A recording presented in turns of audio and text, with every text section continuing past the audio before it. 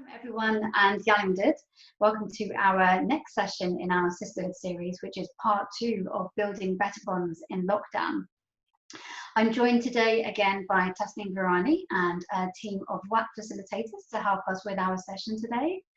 My name is Shalina. I'm the National Council member for the Women's Activities Portfolio, otherwise known as WAP, and our mission statement is to support and empower women throughout their lives. Sisterhood is a space to share experiences, learn from each other, and talk about things that are topical, and in particular, how we are managing our relationships as we are still locked in together during the lockdown. So this is part 2, as I said. We are trying to squeeze as much information as we can into this session. So we are going quite high level, but giving you enough things and enough tools for you to be able to reflect in your own time. And maybe, inshallah, one day we'll be able to do a little bit more of a deeper dive session with you all. A couple of housekeeping points. Most of you will be, well, all of you will be muted during this time. If you have any technical issues or would like any support or would like to reach out to anyone, please use the chat function. And on the chat function, you'll be able to see WAP admin. So message somebody from the WAP admin team and they will be able to help you if you have any technical issues. If you have any comments or things that you want to talk about whilst we are going through the session, please use the chat function as well. There will be a couple of breakout sessions today where you'll be able to share, especially during one of the breakout sessions. And then there'll be a Q&A right at the end where you can ask all of your questions as well. So we're joined today, as I said, with Tasneem Virani.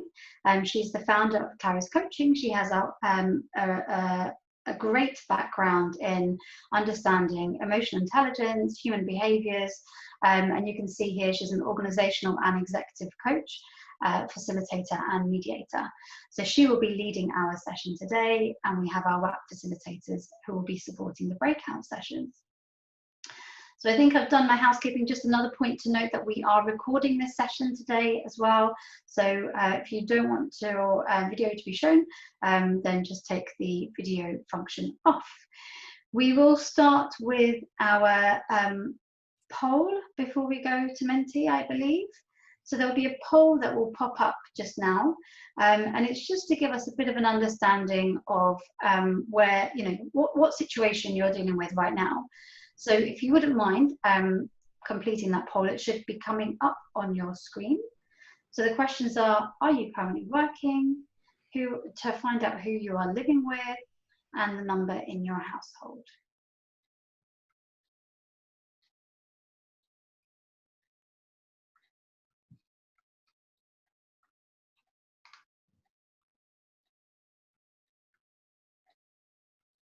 Okay, so we'll just wait a few more moments to get a few more people to vote. So there'll be a screen that's just popped up on your screen which says WAP poll introduction. And it's, are you currently working, your living arrangements and the number of people in your household, whether you live in an apartment or a house, and whether you attended the first session.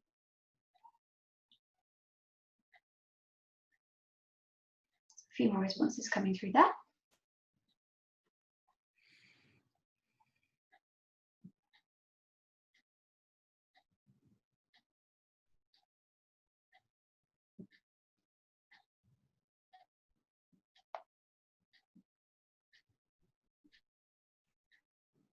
Okay, so we'll move on. Shall we move on to our Menti?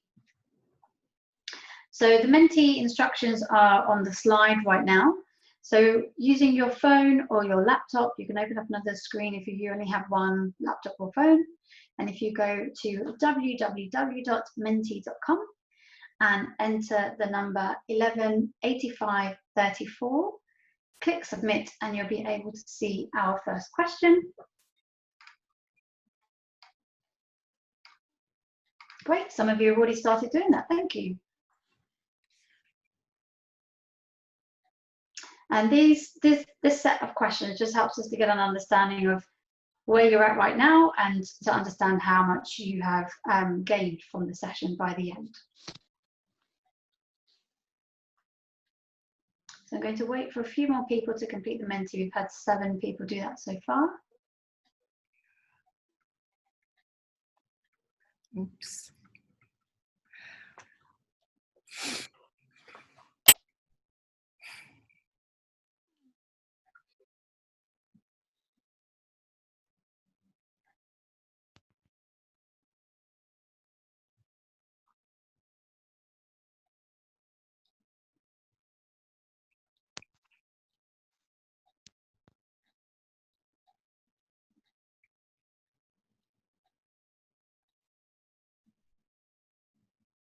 And we'll wait a few more moments for anybody else to access the Menti. So go to menti.com and enter the number, click submit, and you'll be able to see our first question, which is a set of statements for you to rate.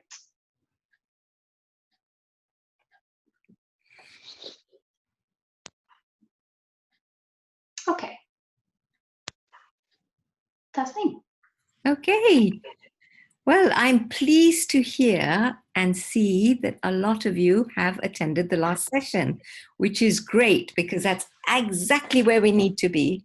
And I will try and recap for the small number that haven't. But how are you feeling? Put that on the chat. And remember why it's important to ask this question, because emotions have words and they are called feelings. So how are you all feeling? Just put that on the chat.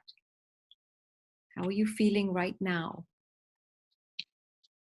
I can just get a pulse of how everyone is.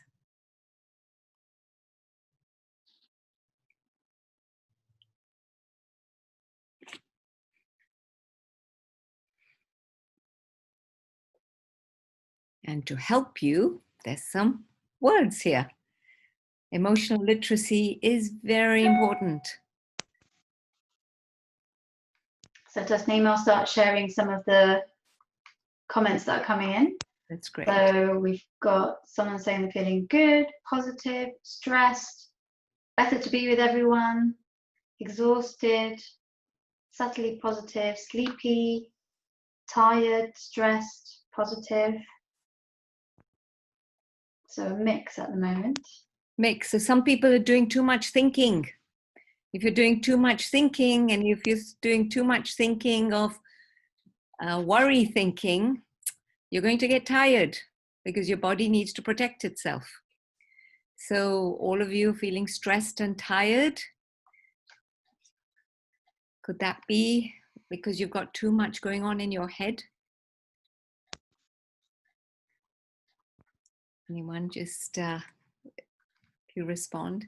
I wish I could see all your faces and then I would be able to interact with you. This is a new experience for all of us. Okay, but emotions are important. As I said before, remember the way you feel and your emotions and what you say, whether you're feeling stressed, tired, they're telling you something. It's about their data, it's contagious. They serve a purpose, so they sort of knock on your door and say, hang on a minute, I need attention here, acknowledge me, say something to me. When things are said to you, you are also going to notice how the other person reacts when you say things. Hopefully, some of you are going to practice some self-care and self-compassion. And self-care was around exercising, eating healthy, drinking lots of water, doing some meditation, and keeping your body and mind in sync. So just on the chat, what have you done differently since part 1 to contribute to your self-care? Just give me some indicators on the chat of what you have done differently since part 1 to contribute to your own self-care. So someone said they've set out a routine. Someone said they've been out for a walk with their children, started working out. I said that I communicated when I needed to have time out, exercise, trying to be mindful, eating well. Somebody took up a Pilates challenge. Good. Someone else said getting up in the morning to meditate. Good. And did you see the difference? Because It's been 2 weeks. So your brain actually begins to change. So if you've noticed some difference, you can add that on the chat while I carry on, okay? Because your brain does change. When you become more mindful and you become more mindful in practice and you do the meditation, science has actually proven it through images that they've done at the Harvard Mind and Body study. They study maps of people done meditation, haven't, who've done some exercise, and we are seeing real results of changes in the brain. So what are we going to do today? This session is going to explore, remember, this is not a whole day workshop. This is in the next 30 minutes. We're going to explore how different actions and behaviors give us different results. We're going to look at the importance of listening with empathy and compassion to reduce tension. We will explore how language and what we say can have different outcomes. And we're going to think of ways we can communicate more effectively to build better bonds. You're going to have 2 breakout sessions with exercises so that you can see yourself within the content. And hopefully that will help to create a little bit of transformation. Listening is probably the most difficult skill, yet the one that's needed the most. And it is the most difficult skill to acquire. So don't beat yourself up if it's not perfect. We're all learning. And even now, I'm learning too. I'm still learning. So I'm going to take you through a reflection exercise because this session is about building better bonds. So I want you to just be relaxed in your corner or wherever you're sitting and take a few deep breaths. Take some deep breaths in and out. Okay, so as you're breathing in and out, I want you to think of a person you recently had a conversation with that aggravated or frustrated you, and you felt yourself becoming defensive. This could have been a member of your family. This could have been a friend. This could have been a child, a grandchild. Could have been anybody that you recently had a conversation with that aggravated or frustrated you and made you feel you felt yourself becoming defensive. How did they communicate to you? What did they say and do? And how did you feel?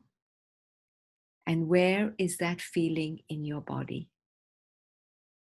Okay, anchor that situation.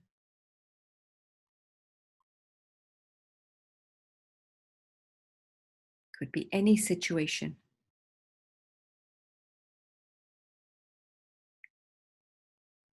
We had a discussion of whether there was going to become a second wave, and everyone had a different point of view. So whatever conversation that you had.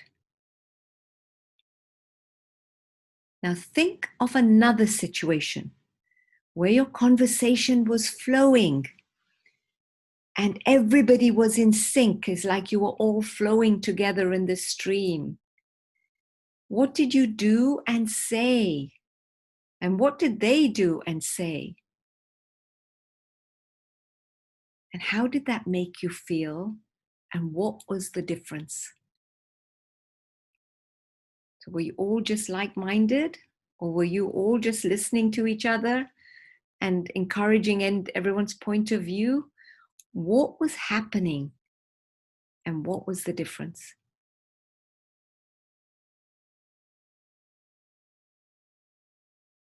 Okay, so I am going to now send you to your breakout rooms with your facilitator to explore some of this and to explore what happened and look at things when conversation flows and when conversations become you want to be right and you want your point of view across and what happens and what's the difference. Or you have an opinion about something and you're very clear that your opinion is important. And what's the difference in the conversations?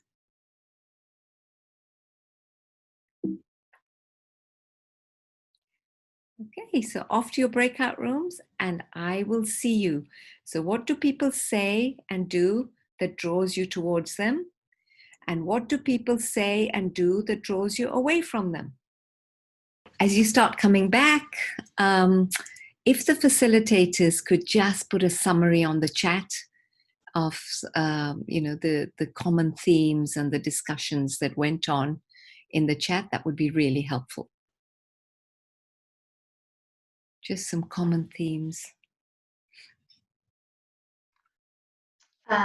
So some attitude, included attitude and arrogance, which can draw us away.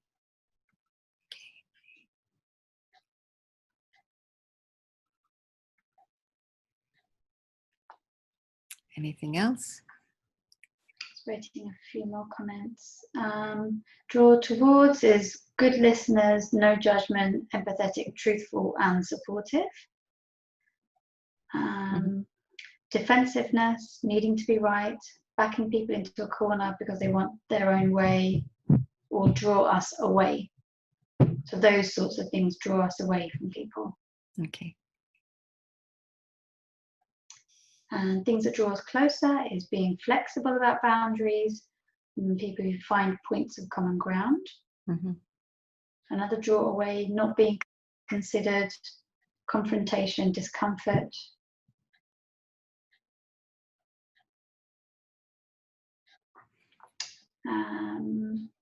Friendly people draw us in when they are open and warm in their personality.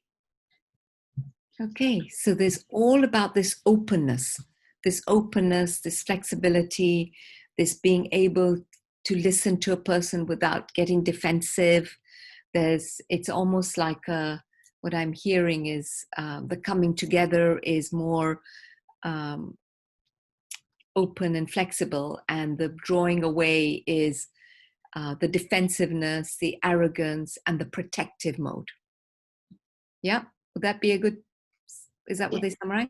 Okay, so what's happening? So remember I spoke to you last time about the brain, and there's the way we've been programmed and we've learned throughout our life. Throughout our life, we grow up with our own beliefs and thoughts and experiences and our own personality about things. And we have opinions and values that are a thing. And sometimes when people are different to us, or they're thinking differently to us, even the younger generation or the generations that we talk to, remember they have been brought up in different cultures. They may have a different viewpoint. Even your kids, if they're under 5 today, are different to the way you were. So they come with different perspectives. But if we are trying to push an agenda, what are we doing? We are being protective. We want to protect because we don't want them to think that way. We don't want them to be that way. We don't want them. So there are different ways when you're a caretaker, and there are different ways when you are a collaborator. It all goes in the way we think, the way we feel, the way we act, and the result. So if we're both thinking the same way, what's going to happen? I'm doing this because you're going to have a clash. You have a clash and each one wants to go away. Trust is built by listening.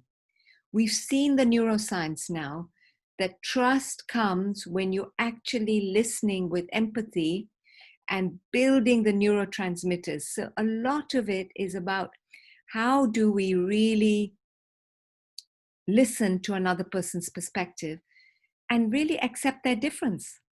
It's really hard because you judge in your mind. We touched on emotional intelligence last time. And emotional intelligence is developing oneself and be able to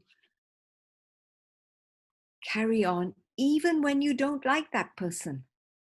It's hard because you literally, to be in control of our impulses and regulate our mood so that the distress one feels does not cloud our ability to think, to recognize how another person feels and thinks and sees situations from their perspectives.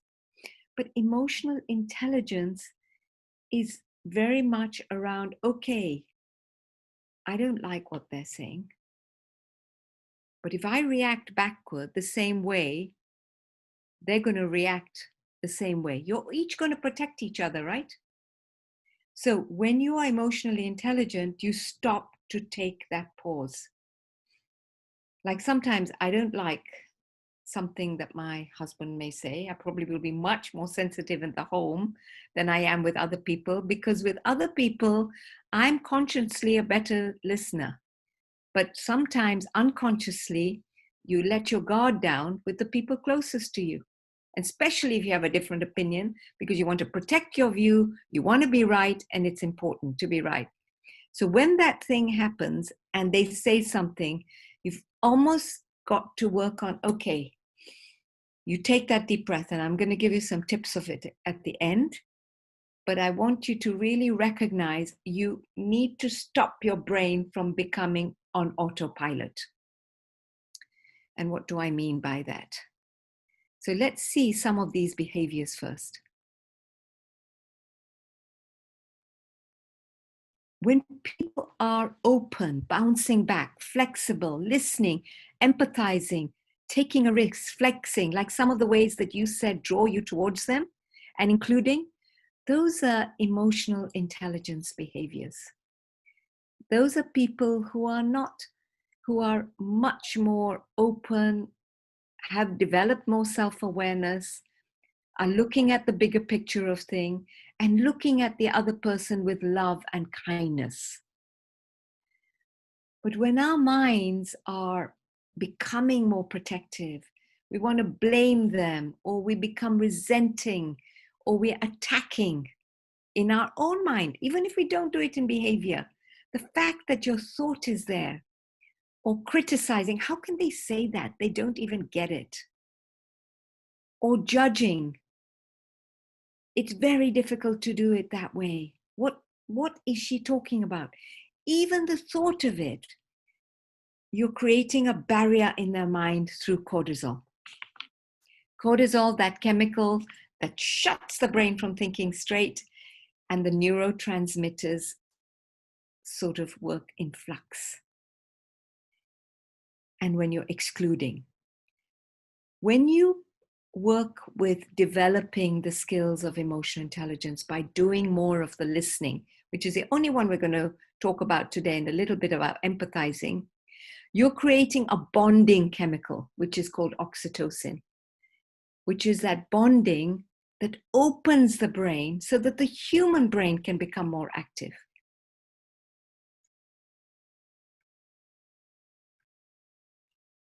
So words trigger people. Like when you're getting defensive, or you're saying things like, you never listen to me. I know when I'm told that, I go, uh-oh, and I have to stop and take a deep breath. What does that person want to say that is really important for them? It may not be important to me, but what is important for them? Or when you use the word should, that almost is a demand. So what is it? Protective. What do you mean by should? So you're going to become defensive. Or when you say no, no, no, even in organizations, and when you're working with people and you keep saying no, a person wants to say yes, or they want to be right, or you say never. So it's not just about your behavior, but the language that we use that is important in the way we communicate. Language is very, very important, because language triggers different emotions and feelings in other people. So where do these patterns come from? We all have patterns. So how do we move from protective, defensive mode to listening?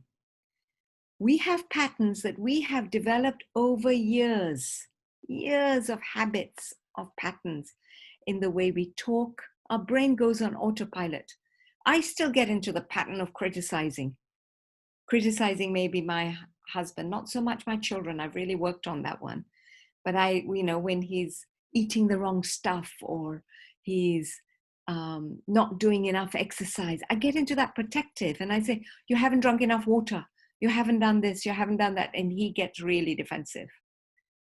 And I realize that I'm criticizing, but those are patterns that we have in our head of behavior. And the key to having patterns is first by recognizing it, asking yourself what is on autopilot, and looking at ways in which to stop that pattern. You will have a video after this workshop, and it shows the neuroscience of brain on patterns. The key is to learning what your patterns are. You can't change them unless you become self-aware and know your own patterns. So how do I listen so that the other person feels understood? Well, first, we have to move. It's like, how do we move from being protective and defensive so that we can be in a position of openness to start listening, to listen with empathy and to listen from the heart and listen to people who have different perspectives. A lot of media at the moment is talking about social inclusion, about diversity, about pluralism. It happens even within our own family and the people that we are close to. Because we are us. And the key skill is being able to listen from somebody from a different perspective. Really important. And those of you who are working in teams, and we may have people who are working in the health profession today, when you're tired and you've got so many instructions happening, you're going to be flooded. And we can do separate workshops for people who are working in teams. But this is general for how do I listen and learn about myself. This quote is really important because we're talking about listening from the heart. Rumi said, it's not the ones speaking the same language, but the ones who are sharing the same feeling that understand each other. So when you start opening up to listen to the other person, I want you to think of seeing the person with kindness and love. Don't see them as your enemy. Start seeing them with kindness and love, because when your emotion of love and kindness comes into play, that creates a bond, because your emotion changes to create that oxytocin. So how do we really practice listening with the heart? It's about the feeling that you have of the other person so that you can bond with them. We are running late, so I'm not going to do this breakout session, but I want you to think of how do you listen when you're listening. Do you listen? Just think of how you listen in a conversation. Do you listen to the words and emotions of the other person? So we're moving you now from, instead of moving away from the person, think of the person that is important that you want to build a better bond with. See them with love and kindness. But as you're listening, are you listening to the words and emotions? Do you listen without jumping to conclusions? Do you listen with thoughts in your head? Do you listen with judgment? This is a habit I have a lot of, and I'm still working on it. I listen and try, and I think I know what they're saying, and I try and finish their sentences. And then they say, no, no, no, this is what I say, because I feel my mind is in a hurry.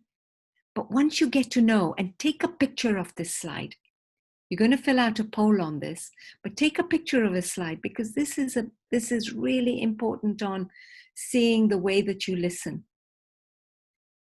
And do I listen already knowing what the answer is? How do I listen?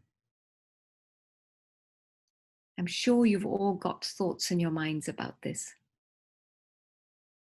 Can we set the poll and see where we all are? And it's okay, listen, it's okay if we don't listen perfectly. The key is to become more self-aware and to become more consciously aware. And only when you're consciously aware can you do something about it. If it's unconscious, it's on autopilot, and it becomes that habit. It becomes that habit on autopilot.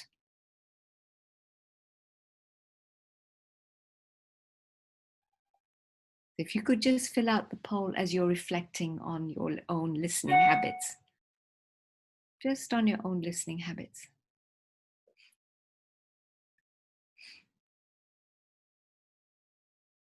We all have habits.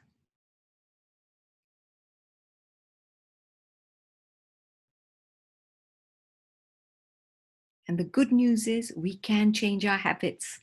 We can change the patterns in our brain the minute we can become consciously aware. We can change it. Okay. Are people filling up the poll, Shalina? Yes, so we've got about almost 50%, but for some reason I can't complete it. But I think for me, I think I listen with judgment and I already have an answer in my head that I Good. want to, But that's great. The fact that you're self-aware of it, you can become more consciously aware. So let me take you through that, Shalina, because it's really important. Now that you become consciously aware, so as your mind and brain begins to focus on that attribute that you want to focus on, when you start listening and you see that judgment coming immediately, you will stop to take that deep breath. It's almost you do it intuitively. And sometimes what you do is, you do it, you take that deep breath and you acknowledge the emotion that you are feeling around it. Does it make sense? Like when I'm listening with a judgment as well, that okay, you're not healthy, you're not eating healthy, or whatever that judgment is in my head with my husband, and I say something, I actually have to stop myself and take a deep breath and rephrase it differently and say, okay, I know you have lots of things on your head. I've just kept a bowl of fruit for there whenever you want to have it.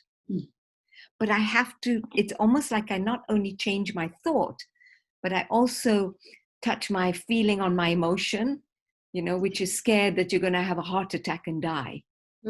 I have to also acknowledge my own emotion without being overprotective. Because once you do that, the language changes, the open transmitters, the conversations change. Yeah.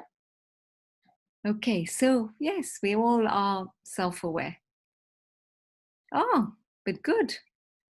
23% listen to the third emotion. That's good. I listen with thoughts in my head. I know we do that. We all do that.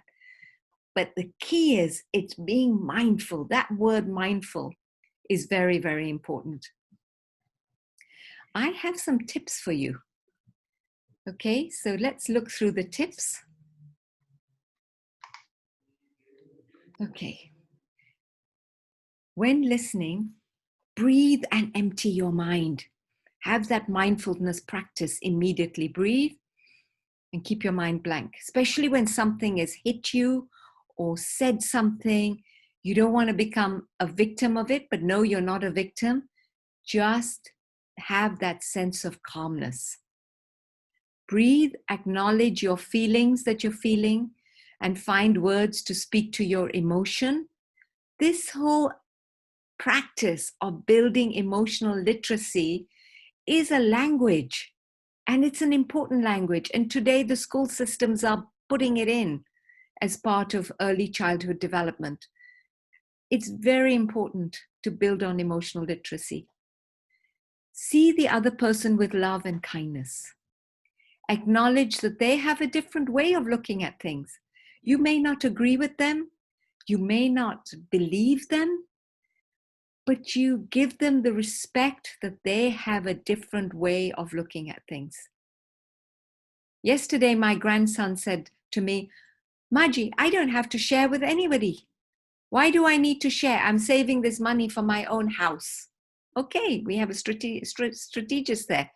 Now, I didn't go and say you are a selfish little boy who's going to grow up to be a terrible person. All I said, let's find ways to share. And looking at people who don't have as much as you. Now, he wasn't ready to listen because he's 5 years old. But that's a way for me to think of ways to be creative in getting him to listen. But when you stop and criticize immediately, you've lost your plot. You've lost your argument and your plot. Be open to hear their perspectives and the emotion of the situation. Very important. Listening, giving time to listen. Listen to the heart of the situation. But you must have time to listen to it. Use language and questions to collaborate and bond. We want that oxytocin. So a lot of language like, what can we do to improve this situation? What shall we do to help each other? What can we do to make this stronger? When you start using words of you should do this, or I want it this way, can you see what happens? It becomes a fight flight.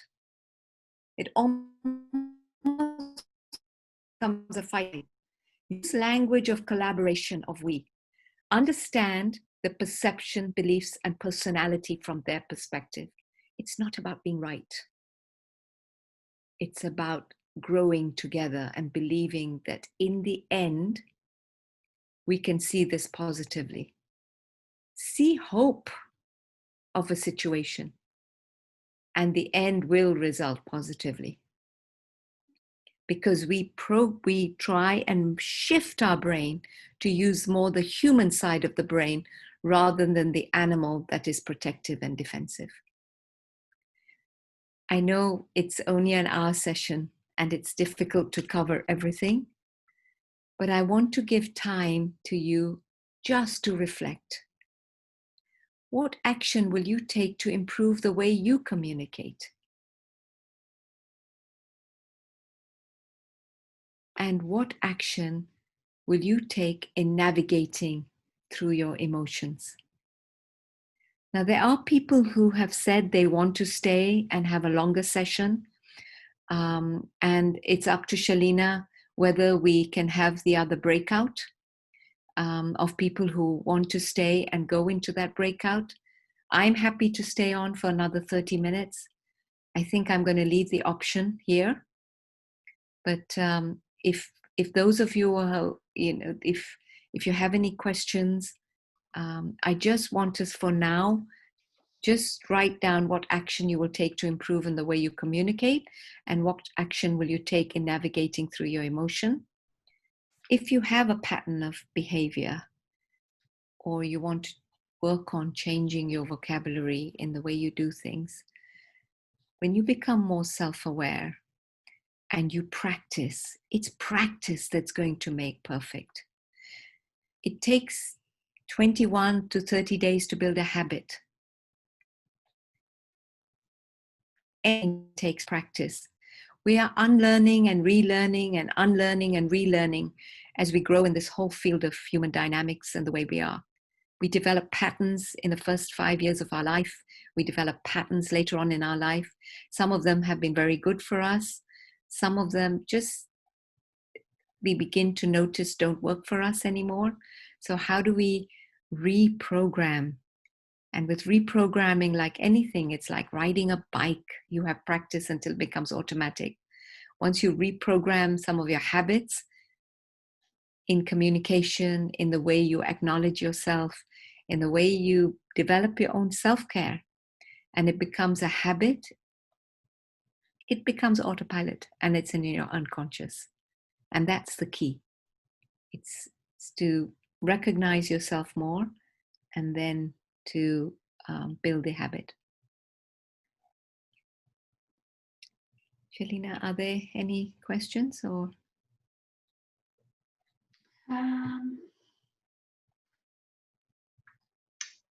Not yet. There's a couple of people who said they would like to stay. So please, if you have any questions, either you can unmute yourself or you can add your question on the chat. Can I just add a quote from Kofi Annan, picked from Hazrat Ali's quote and what he said? Imam Ali instructed the governor of Egypt to rule all his subjects thus: let the dearest of your treasuries be the treasury of righteous action. Infuse your heart with mercy, love, and kindness for your subjects. Be not in the face of them a ferocious animal, counting them as easy prey. For they are of two kinds. Either they are your brothers in religion or your equals in creation. Mm.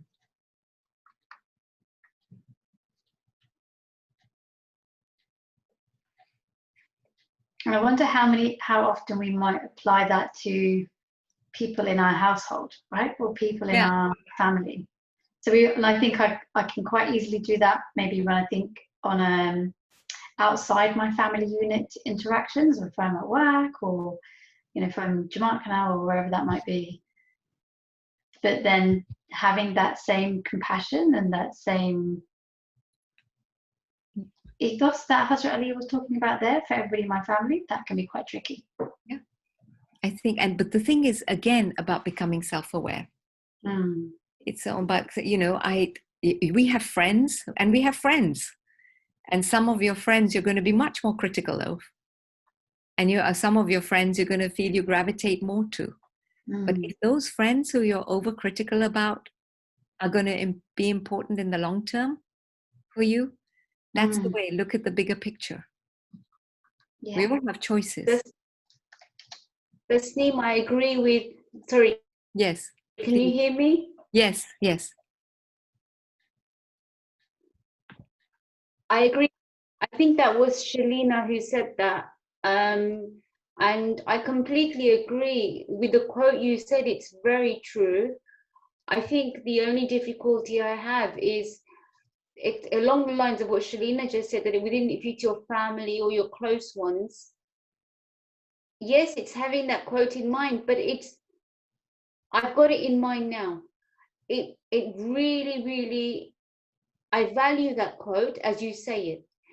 Give me 30 minutes, give me an hour, and it's gone. No, so it's very hard. I know you said it's about practice, but it's so hard to keep these sessions in mind. Your part one was amazing, excellent, and it was beautiful up until the end of that day, and I don't remember where it went for the last 2 weeks. So I'm always on autopilot. So I understand what you're saying. It's about practice, but if you don't remember to practice, if your mind is always autopilot, then how can you stop yourself? How do you press that stop button? So I've got a tip for you. It is difficult. It is absolutely difficult. But when you go and you start an exercise program, how well you do it for 5 days or 6 days, and then you come off it and you go back to your old behavior. It's how do you set yourself some reminders? It's the same thing. It's like you said after the last session, you did the practice and things were going really well. And then you go back to your old self again, right?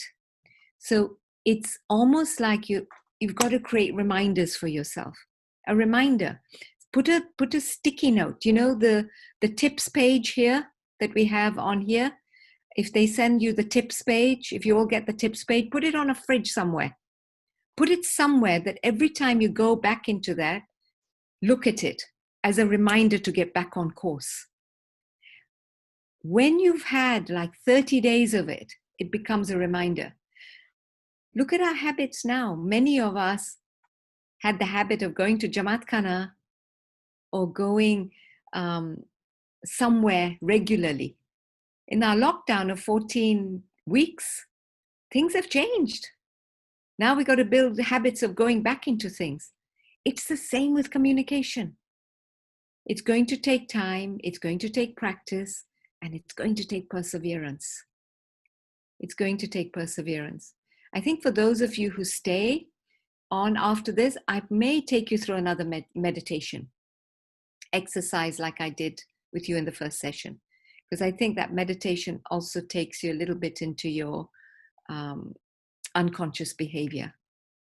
Okay? But you're right. I think we all have that shared feeling We want so much to do the best, we can see what the best is, but we are in the school of life. We're in the school of life, but to become consciously aware and develop that emotional intelligence and being able to navigate through those emotions and understand our own patterns and see the bigger picture in mind and have empathy as if you're sitting in that person's story and really listen to them from their story. You know, it's really, what are they thinking and feeling and how are they? And then it begins to grow. I mean, we all have challenges. We all have challenges. But if we don't try, we don't go one step forward. Yeah, I think I had to really force myself in that kind of a situation. So I remember once I could feel that emotion coming in. I could feel that I wanted to say what I wanted to say and what I wanted to convey. And I had to really, really kind of hold my hands tight and just sort of just wait and listen, and really listen to the words that were being said. So, but I totally hear you that we can talk about it here, and then later on it won't be there. But it's that reflection afterwards, right? To keep reflecting and keep reminding ourselves. Yeah. And I think last time I gave you the example as well, and it's about reminding. Example, when I lost it and I started to, say things. I think the example was, it was during the lockdown, feeling stressed, and I started to say to my husband, "You never do anything with me. You always do things alone." I started attack, and he said to me, "You teach all this stuff? What are you saying?" And then I had to hold my hand and say, that's it. I've got to start listening again. So I said, "Okay, how is the lockdown for you? What's going on in your mind?" And I start rebuilding some boundaries in our own relationship of what we do together and what we do alone.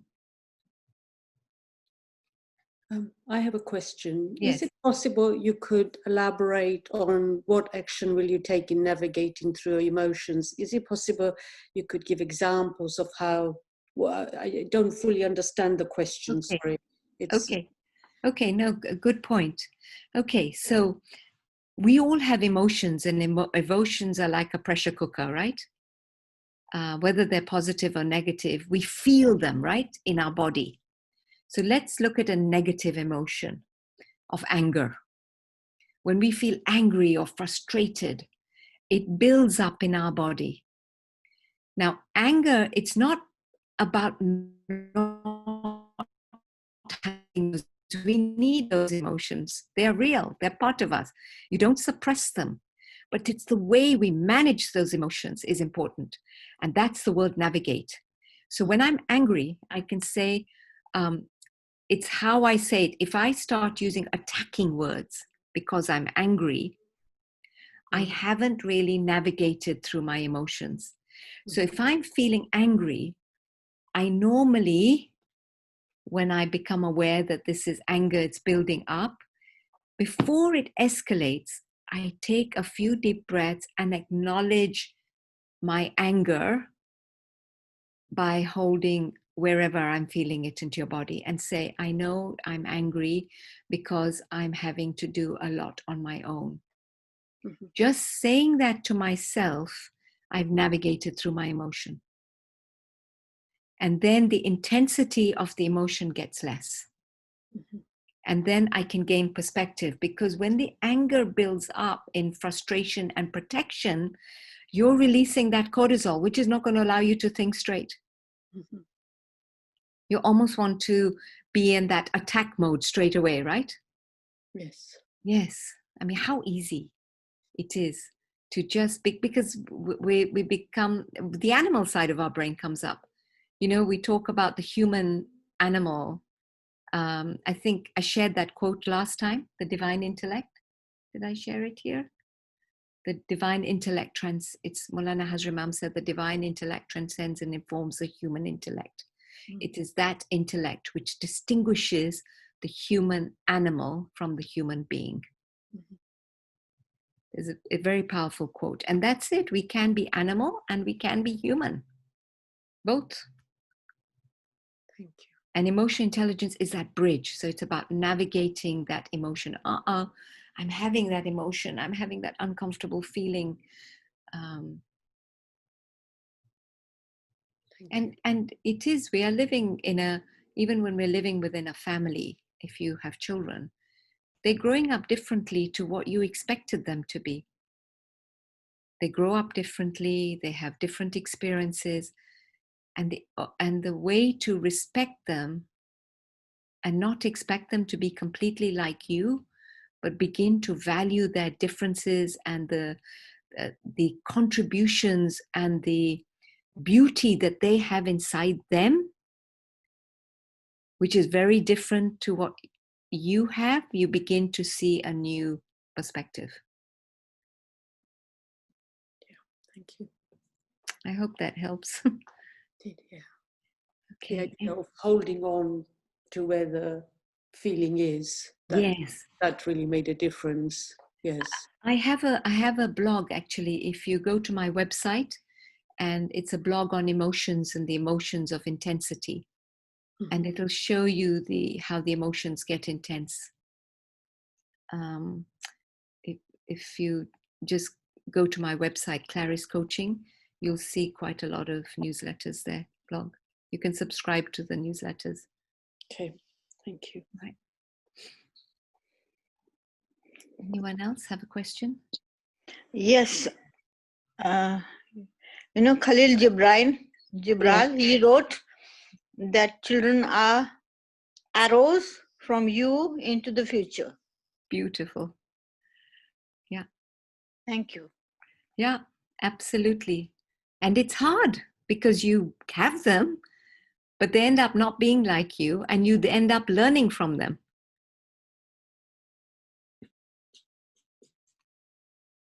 And you switch roles.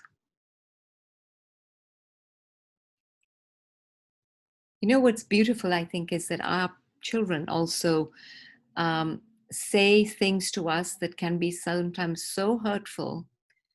And you think, how can they say that? And when you stop to think of what they've said, you think about, of course, you think about how they could have said it to you differently. They could have said it in a much more polite way, but you begin to think of not the attack on your personality, but the attack on your behavior. And then you begin to reflect on your own behavior of looking at a situation. I don't know if any of you have had that example.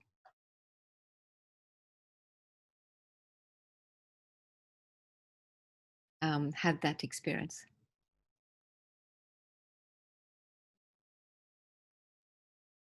Any more questions?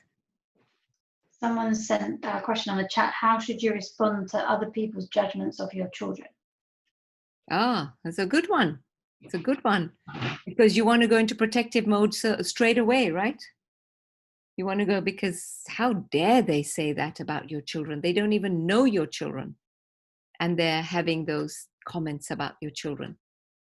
So when you're hearing those comments, you can do two things. One is, Shalina, can you role play that with me? Yeah, sure. Yeah, it'd be easier for me to do it that way. Okay. Start criticizing my children or whatever. I'm putting you on the spot. Try and make it not personal. No, don't make it personal. But it's okay. But you don't know my children anyway. Just imagine the children. I don't know. So I'm going to make this up. Obviously, this is all made up. So just okay. as yeah.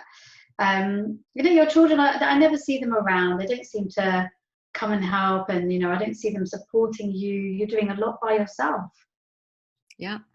Yeah, it's true. I can think that you can see that way, that I am doing a lot by myself, and you don't see my children being very supportive. And I can see how you say that. Yeah, when I look at all these other children around, and they're all doing a lot for their parents, they're they're doing their shopping for them, they're checking in on them, they're around, they're taking them to different places. I don't see you don't really tell me about these things, you don't talk about these things, I don't see it happening. Yeah, and because I never talk about it to you, I think so. I'm just going to share an example of something that my child did for me, which wasn't like dropping in the shopping or doing things, but my child sent me a beautiful message of how to feel during the lockdown. So they may not do the same things that other people do, but they do things that are special on their own. Okay, so that's an example of me not becoming a victim of a situation. Right? Now, if I had children who didn't do anything and I'm thinking, oh my God, my children are terrible, I just not getting any support from them and they're not doing this and that, then I would probably need to say to myself that, this woman is right. What she's saying is that my children are not supporting me. And it's okay. I have other friends who support. One day, my children are not like other children, and it's okay. And I've had to do that. I think somebody once said to me, how come your children are not regular in Jamaat Khana? They don't come so regular into Jamaat Khana, and they don't come to Jamaat Khana, and yet you're so committed to it yourself, and your children are not like that. And in the beginning, I think long time ago, I used to sort of say to my children that I used to think to myself, oh my gosh, my children are not going to become good Ismailis. They're really going astray. And I used to have this self-doubt. And then I began to hear the way my children look at life and the way they pray and the way they do things for people and their own value system and what good human beings they really are. And when I begin to look at that, it drops having the expectation that they've got to be like everybody else, because I begin to see the value of them in themselves. And this happens everywhere. Your children, when they're young, they may not read like other children. You see your friends' children who are reading and who are doing these good exams and who've got these A levels, and you're thinking, well, why are my children not doing that? And you start comparing in your head because what other people are saying. But when you look at the beauty of your child having a totally different value or a different way of looking at things, and you see their positives with love that are different, you stop comparing in your head because you've already built your own picture of your own children. There's a follow-up point to this, and Shaheen, I'm going to say, because obviously you put it on the chat as well, that she feels that sometimes her children are judged differently because she's a single mum, but they're actually learning a lot about resilience and getting on with life. Yeah, but see how amazing your children are growing up and what an incredible factor resilience has. They will grow up stronger. They will learn different tools. I mean, if there was a very good webinar yesterday. I think it was on yesterday's webinar for Canada, where this was addressed about resilience in children growing up. So you know your child's value straight away. Doesn't matter if you're a single parent or not. You know how your children are growing up and the incredible mother you are and the way that they are developing resilience and being able to do things that they will cope in different ways to other children.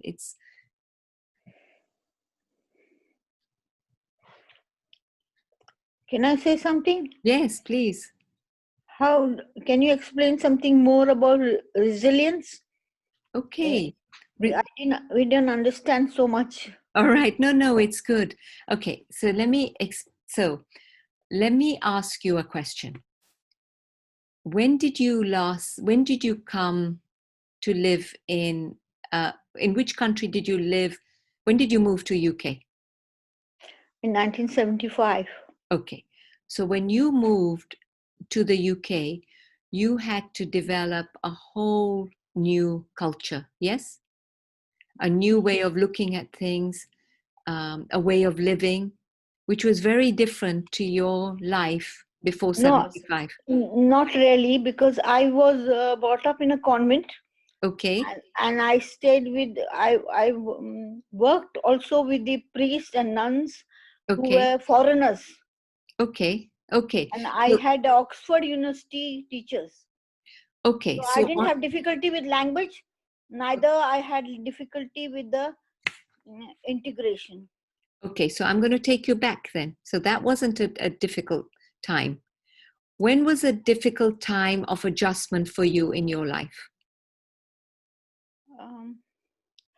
I think I fought many battles, and I don't feel anything like I haven't. I had difficulty. I can say I have difficulty. I can't say I have any difficulty. So you've had I no. have fought many battles. Okay, so that's it. The fact that you fought many battles, you develop resilience. Okay. Okay, so that's it. Anytime you develop resilience is when you become stronger and stronger and stronger through your life, what life struggles have put at you. Yes. That's it. That's resilience. And resilience is now showing in the brain that, you know, your synapses, you get stronger in dealing with an issue. So, you know, you can develop resilience throughout your life. When you lose a family, when you lose a parent, you loss of income, anything of struggle of life. Struggle is a meaning of life, right? But you get the resilience. Then when it happens again, you're even stronger. Okay. Thank you. All right. Anyone else have a question? So if there's any more, we'll take the last question. And then we are going to have to wrap up because the people who are also helping us to manage this technology have another call at 3:30.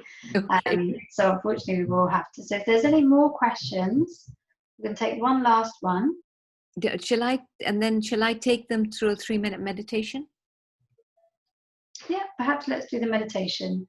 And then we'll leave the Menti up at the end, just so that everyone knows that we'd like to just take any other open feedback that you might have, and also any suggestions you might have for any future topics as well. So let's do the meditation to wrap it up, and then we can bring that to a close. Okay. All right. So just sit in a comfortable position and take a deep breath in and deep breath out. Deep breath in and deep breath out. And as you're breathing in and out, any emotions that you're feeling in your stomach, just label them. Know that they're there. Put your hand on your stomach if that's where you feel it. And just love it, acknowledge it. And know that this soon will pass. Any emotion that you're feeling in your heart, just know the emotion that you're feeling. Acknowledge it.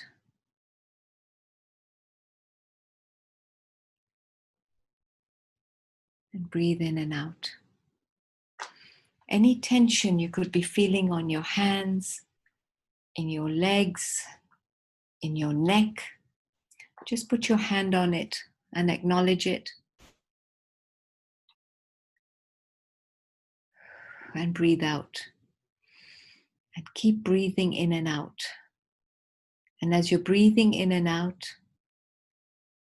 just take 10 steps into a quiet place that you enjoy going to.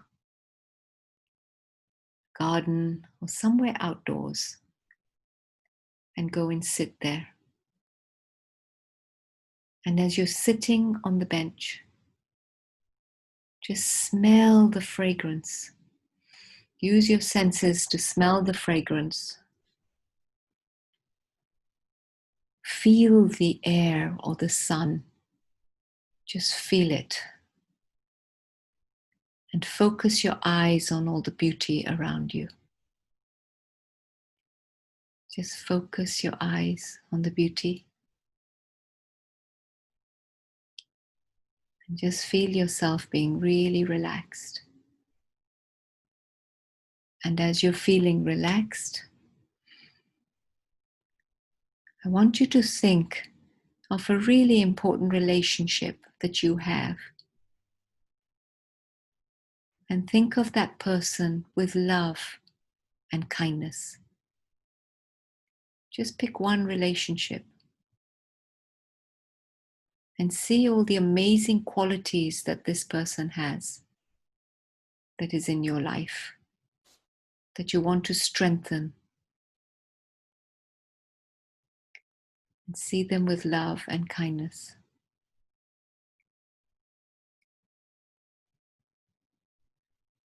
And think of the words and the actions that you will now use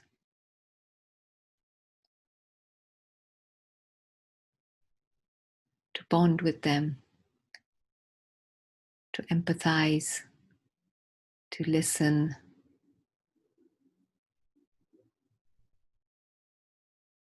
to co-create good conversations.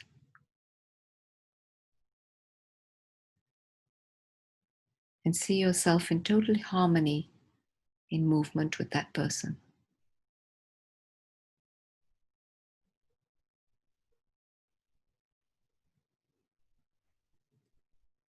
And know that they are different to you, and it's okay to be different. But the core of the relationship is what you're looking at.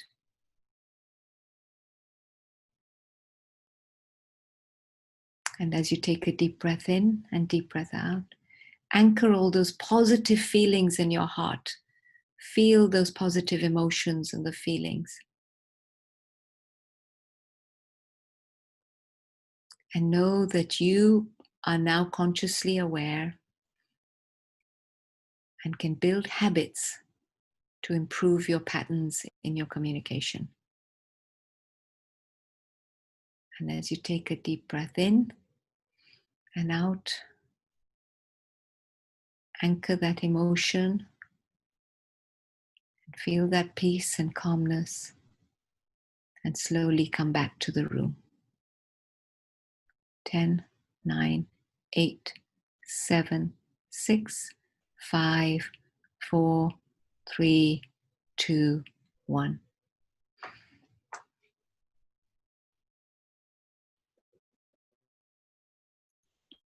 Okay, open your eyes and you can just write on the chat of how you're feeling after it. Tasneem, thank you so much. It's been a really great session.